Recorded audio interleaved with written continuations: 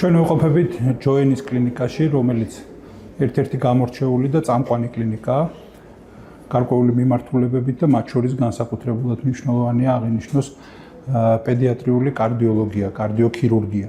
განსაკუთრებულად მნიშვნელოვანია ინიციატივა წამოსული ამ კლინიკისგან, რომელიც გულისხმობს იშვიათი დაავადებების ცალკეულ შემთხვევებში ჩვენს მიერ დანერგილი ახალი პროგრამის ფარგლებში, რომ ამბულატორიულად მეთვალყურეობის სერვისების მიმწოდებელი იყოს ჩართული იმ პროგრამაში, რომლითაც მოემსახურებიან მაგალითად ატროფიის, კუნთოვანი დისტროფიის პაციენტებს და ასე შემდეგ. ვფიქრობ, რომ ეს ძალიან მნიშვნელოვანია, რომ ისეთი ავტორიტეტული კარდიოლოგიური კლინიკის ჩართვა ამ პროგრამაში, რომელიც კიდევ ერთხელ ვიმეორებ, მიაწვდის მომსახურებას პაციენტებს, რომლითაც ჭირდებათ ეს მომსახურება და ეს გულისხმობს მაგალითად დუშენის ან კუნთოვანი ატროფიის ან ეგრეთ წოდებული ბეკერის დაავადების მქონე პაციენტებისთვის მომსახურების მიწოდებას, ეს იქნება ძალიან მნიშვნელოვანი წინ გადადგმული ნაბიჯი, მათ შორის ამ პაციენტების მკურნალობის თვალსაზრისით. იმავდროულად უნდა ითქვას, რომ ჩვენ ვისაუბრეთ იმ შესაძლებლობებით, რომელიც გაჩნდება მაგალითად გულის თანდაყოლილი მანკის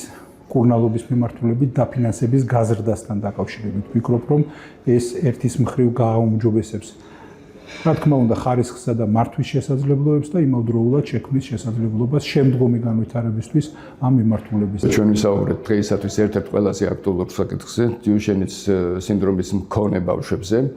დღეს უკვე ჯოენის საუნივერსიტეტო ჰოსპიტალმა გააკეთა განაცხადი ამ პროგრამაში ჩართვის შესახებ და ჩვენ მზადა ვართ მოემსახუროთ ასეთ ბავშვებს ამბულატორიულ სექტორში. არა მარტო საბავშვო ასაკში, არამედ 16 წლის ზემოთაც.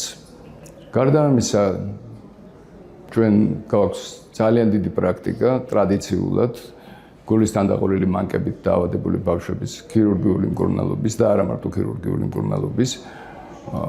ეს რა თქმა უნდა ჩვენ ხელს გვიწყობს და უფრო გვიეოლებს ბავშვებთან მუშაობას.